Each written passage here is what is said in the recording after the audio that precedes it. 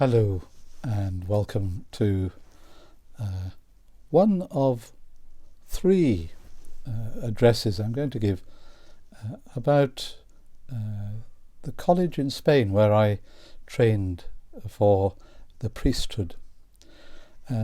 Within our two parishes, last autumn I announced that I intended to take a group of people out to the college on a pilgrimage. I'd hoped that would take place this coming autumn, but that's not going to be possible now. But at some stage, hopefully next year or whenever, I would hope to lead a group to the college as previously stated. But I want to speak today about the history of the college a little, and the second talk will be specifically about this statue, Our Lady Vulnerata, as she is termed, and as I speak you'll glean a little more about the history of this very important statue in the history of the college. So there's much to say about that. And then the third talk I hope to speak about the whole context of Castile and what places we might visit during our pilgrimage to Spain. If you asked most people, have they ever heard of Valladolid, or to give it its proper Spanish pronunciation, Valladolid, that's a bit of a mouthful. Most people here would have no idea, because most people's experience of Spain is inevitably the costas of one sort or another, whether it's the Costa del Sol to the south or the Costa Brava around Barcelona. But Valladolid, as I will call it, is the capital of Old Castile, Castilla-León. It's that great wedge of northern Spain that is formed by the plain. The rain in Spain stays mainly in the plain. A contradiction, in fact, to reality, because it's a very dry part of Spain. Valladolid, though, is a very important city in the history of Spain, and in fact in more contemporary times it has grown in importance, having languished in relative obscurity for many centuries. But at one time it was indeed the capital of Spain. It was the immediate capital of Spain just before Madrid was chosen by Philip II to become the capital. Madrid being in the centre of the Iberian Peninsula, and with Spain having been reconquered from the Moorish invasions a century before, Philip thought it appropriate to move the capital. Philip II, the king who sent the Armada, he was himself born in Valladolid, and the Vallisoletans haven't quite forgiven him for moving the capital, but that's a separate story. Why is there an English and Welsh college at Valladolid? Well, it's linked to the fact that the city was indeed the location of the Spanish court. This man is very important in the history of the college. His name is Robert Parsons, an English Jesuit. He died in 1610. He is very significant in the 16th century. He was the effective founder of the English College in Rome, and he would indeed rightly gain the title of the founder of the English College at Valladolid. Valladolid, being the capital, was the place to go if you wanted to gain influence with the king, to gain his ear, and Parsons had the view of going to the court of Spain to gain monies to support the college in Rome, and indeed to support the original English college that had been founded in 1568 at Douai, in what was then the Spanish Low Countries, not France as it currently is, but the whole reason why Spain had dominance over the Low Countries is itself quite an interesting story. It was in Valladolid that the Catholic kings, los reyes católicos, Ferdinand and Isabella, they were married. They were married in the Grand Chancellery, a great palace in the city. And it was in Valladolid in 1491 that the original permission was given by the kings to Christopher Columbus to go in search of the Indies. He would have his formal embarkation from the king and queen in Seville, but the original permission was granted at Valladolid. Now, Philip II was, in fact, the great-grandchild of the Catholic kings.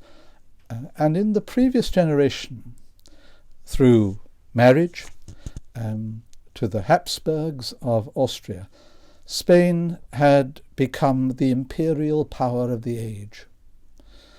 In 1492, Columbus discovered the Americas, and from that they began to expand across the Caribbean, across Central and Southern America, an enormous empire. And so Spain was the power of the age. So gaining the ear of Philip II as the leading powerhouse of the age was very important. Parsons went in search of money. At the same time as he was making his way to Valladolid, because of difficulties at Douai and the political scenario within the Spanish Low Countries, the College of Cardinal Allen had moved location to proper northern France, to Reims.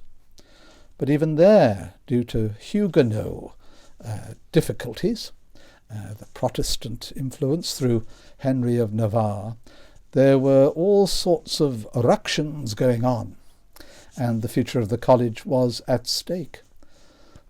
Both priests and students set out for Spain from Reims to go in search of support from Philip II.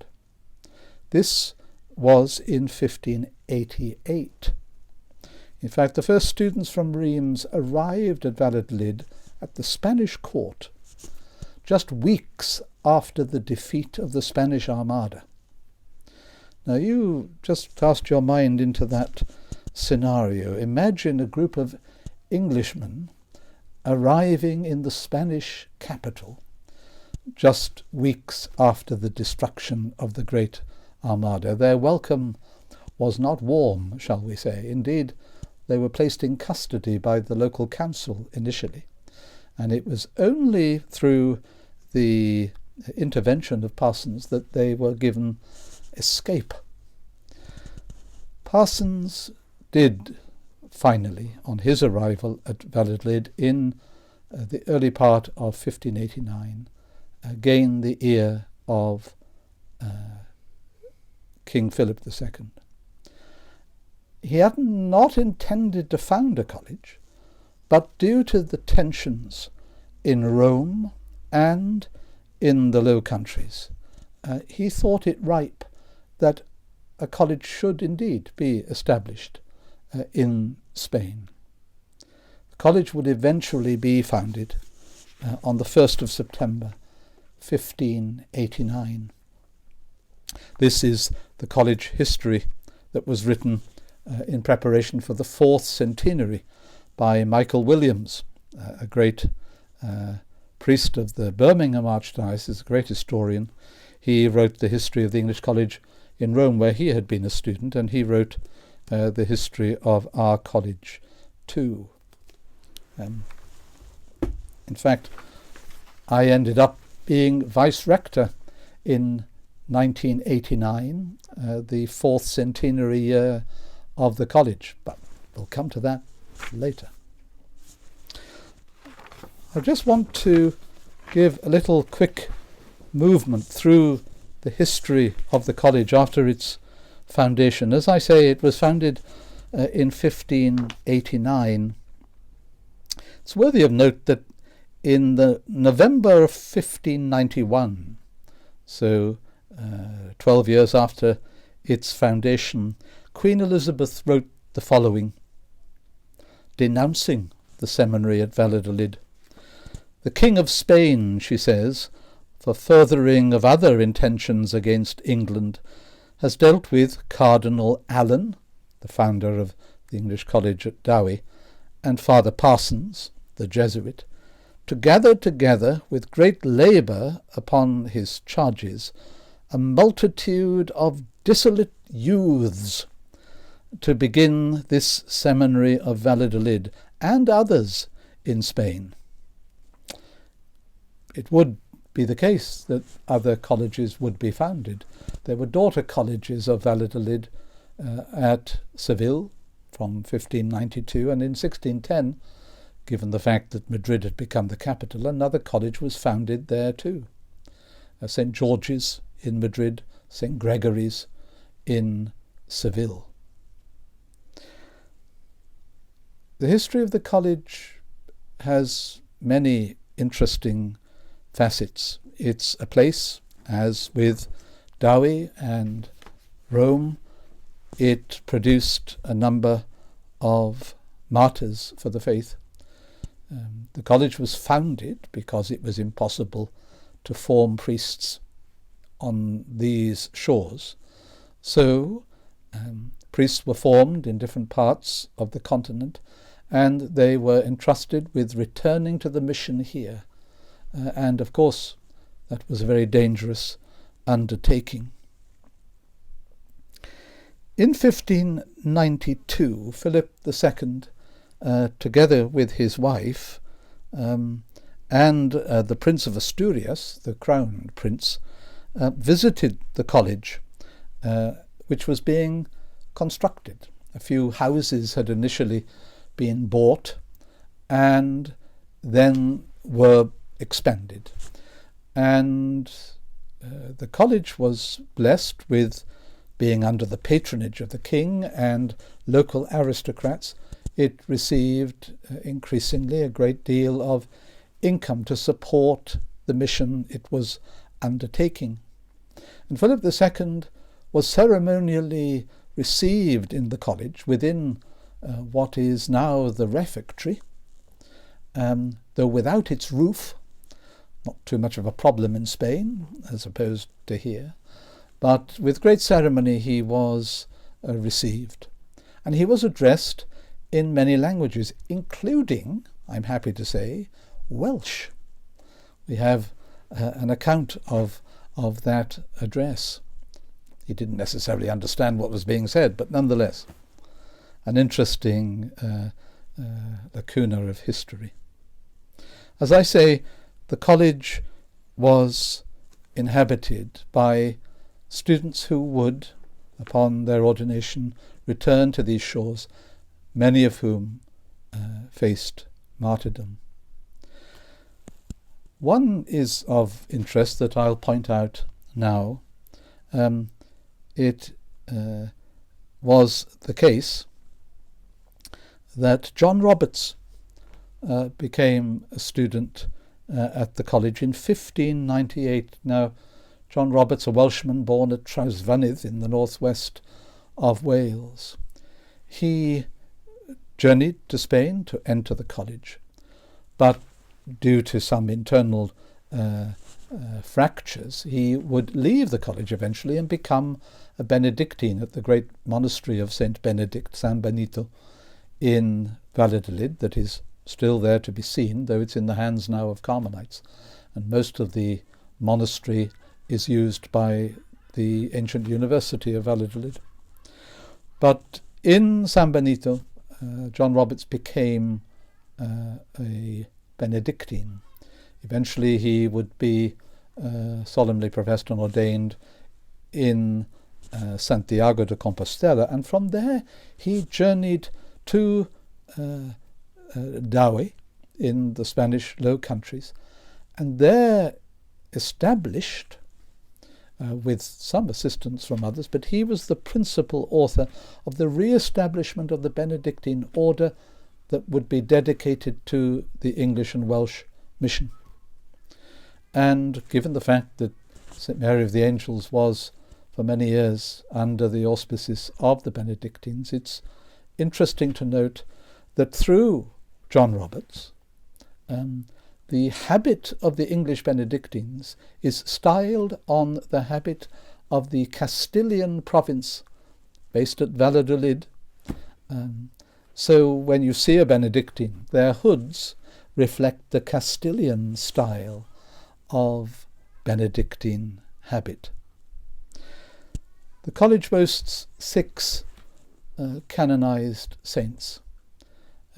Henry Walpole wasn't actually a student, he was vice-rector of the college. He had been a student at Rome. But 5 students proper, as it were martyred and were canonized, part of the 40 martyrs of England and Wales.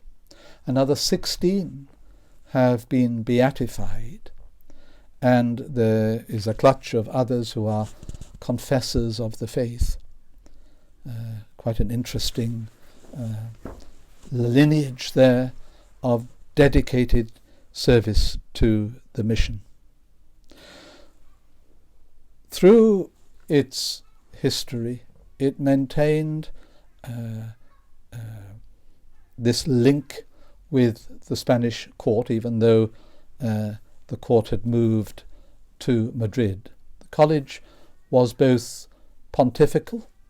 It was given approbation in 1592 by Clement VIII, and the bull is proudly near the front door of the college. And it was a royal institution, so it's pontifical and royal. It was very well endowed, and we were lucky by comparison to the other colleges that in various ways had to struggle all the way through their history for funds of one sort or another. But Valladolid was very well endowed. When I became vice-rector in 1989, the rector at the time was suffering from back trouble and was in England undergoing medical care. So when I took up the reins, I had to sign 2 documents. The rectors are formally appointed by the Crown, and they are given the poderes, the powers, the legal rights over all college property. And the property is quite extensive. The college has somewhere in the region of 60,000 acres of land even today, and a multitude of investments that provide its funds. When I became vice-rector, I had to sign 2 documents within the first week of my arrival. And it was the sale of 2 small, relatively small, one very small piece of land that was sold to the university for £250,000, and the other piece of land, slightly larger, but because it gave access to yet more development land, I signed another document to receive £750,000. So within the first week of becoming vice-rector, I signed into college funds over £1 million.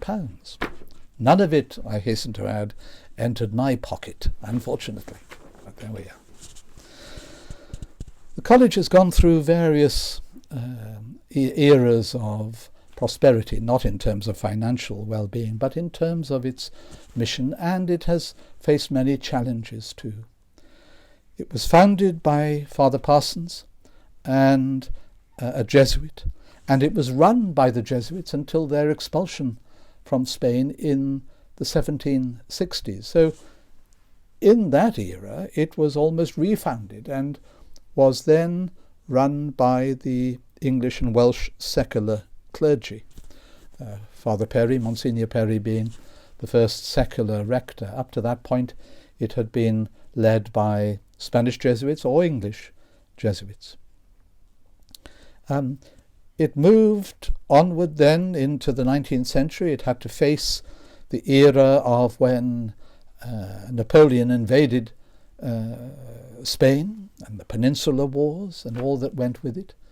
The great upheavals of 19th century Spanish history, very anti-clerical era. We think of Spain as being entirely Catholic, but it experienced enormous upheavals.